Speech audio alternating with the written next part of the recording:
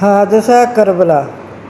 Ubaidullah بن زیاد نے عمرو بن سعد بن وقاص کو کورے کی حکومت پر نامزد کیا اور فی الحال 4000 فوج دے کر مأمور کیا کہ صحرا میں نکل کر تمام راستوں اور سڑکوں کی نگرانی کرواؤ کہ حسین بن علی رضی اللہ تعالیٰ عنہ کا کھوج لگاؤ کہ وہ کس طرف آ رہے ہیں اور کہاں ہیں، اور ہر 1000 آدمی حر بن یزید تمیمی کے سپرد کر کے اس کو بھی گشت کرنے کے لیے اس پر بھی مأمور کیا۔ عمرو بن سعد مقام قادسیہ میں ہو کر ہر سمت کی خبریں منگوانے کا انتظام کرنے لگا۔ ایک طرف دیکھو یہ امت ایسے کر رہی ہے، امت کا حال کہ امت شہزادوں کے ساتھ کیسا سلوک کر رہی ہے۔ سیدنا حسین رضی اللہ تعالیٰ عنہ نے ایک عجیب شش و پنج کے عالم میں مقام صراف تک پہنچی۔ بھائی کی خبر جو پہنچ چکی تھی کہ وہ تو شہید ہو گئے ہیں۔ اس سے آگے بڑھے تو حر بن یزید تمیمی اپنے 1000 فوج کے سامنے آیا، 1000 فوج لے کر سامنے آیا۔ امام حسین رضی اللہ تعالیٰ عنہ نے آگے بڑھ کر حر سے کہا کہ میں تم ہی لوگوں کے بلانے سے یہاں آیا ہوں، اگر تم لوگ اپنے عہد و قرار پر قائم ہو تو میں تمہارے شہر میں داخل ہوں، نہیں تو جس طرح سے آیا ہوں اسی طرح واپس چلا جاؤں گا، صدقے سے قربان جائیے۔ حر نے کہا ہم کو عبیداللہ بن زیاد کا حکم ہے کہ آپ کے ساتھ ساتھ رہیں اور آپ کو اس کے سامنے زیر حراست لے چلیں۔ سیدنا حسین رضی اللہ تعالیٰ عنہ نے کہا یہ بات تو ہرگز گوارا نہیں ہو سکتی کہ ابن زیاد کے سامنے گرفتار ہو کر جائیں، اپنی اپنی محبت کا تقاضا ہے۔ ہم لوگ تو یہ کہتے ہیں کہ ان کی جوتیوں کی دھوڑ تھی، وار دیتے اس بات کو، کیا ہو گیا اس وقت لوگوں کو، لیکن اللہ تعالیٰ کا حکم ہی ایسے تھا جن کے بارے میں قرآن میں آتے ہیں، اہل بیت کے بارے میں قرآن پاک میں بہت ساری آیات ہیں، ان کے بارے میں بہت ساری حدیثیں ہیں، تو ان کے ساتھ یہ سلوک ہو رہا ہے کہ یہ گھر سے نکلے ہیں تو کیا ہو رہا ہے، نکلے کس بات کے لیے ہیں تو ہو کیا رہا ہے۔ تو کچھ آپ نے جب یہ جواب دیا تو اس نے یہ کہا کہ نہیں یہ بات تو ہرگز گوارا، آپ نے کہا کہ یہ بات تو ہرگز گوارا نہیں۔ اس کے بعد انہوں نے واپس ہونے کا ارادہ کیا تو حر نے ابن زیاد کے خوف سے ان کو واپس ہونے سے روکا اور واپسی کے راستے میں اپنی فوج لے کر کھڑا ہو گیا۔ سیدنا حسین رضی اللہ تعالیٰ عنہ نے وہاں سے شمال کی جانب کوچ کیا اور قادسیہ کے قریب پہنچ گئے۔ وہاں معلوم ہوا کہ عمرو بن سعد ایک بڑی فوج کے ساتھ مقیم ہے، حر آپ کے پیچھے پیچھے تھا۔ قادسیہ کے قریب پہنچ کر سیدنا حسین رضی اللہ تعالیٰ عنہ وہاں سے لوٹے اور 10 میل چل کر مقام کربلا میں آ کر مقیم ہوئے۔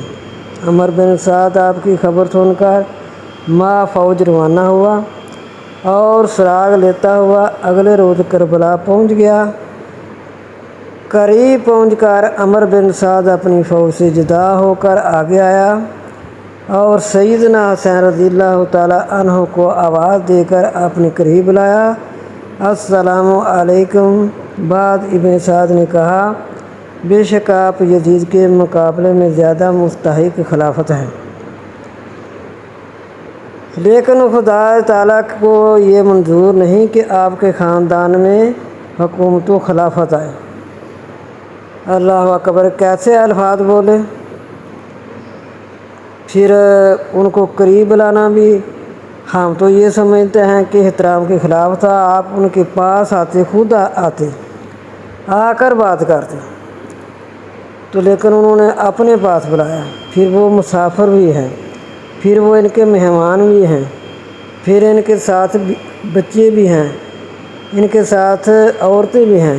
لیکن احترام اہل بیت کا یہ ہے، احترام نبی صلی اللہ علیہ وسلم کے پھول کا یہ ہے کہ اپنے پاس بلایا ہے۔ سیدنا علی رضی اللہ تعالیٰ عنہ اور سیدنا بھی یہ کہتے ہیں، عمر بن سعد نے کہا کہ آپ کے خاندان میں حکومت و خلافت آ نہیں سکتی، کیونکہ سیدنا علی رضی اللہ تعالیٰ عنہ اور سیدنا حسن رضی اللہ تعالیٰ عنہ کے حالات آپ کے سامنے گزر چکے ہیں۔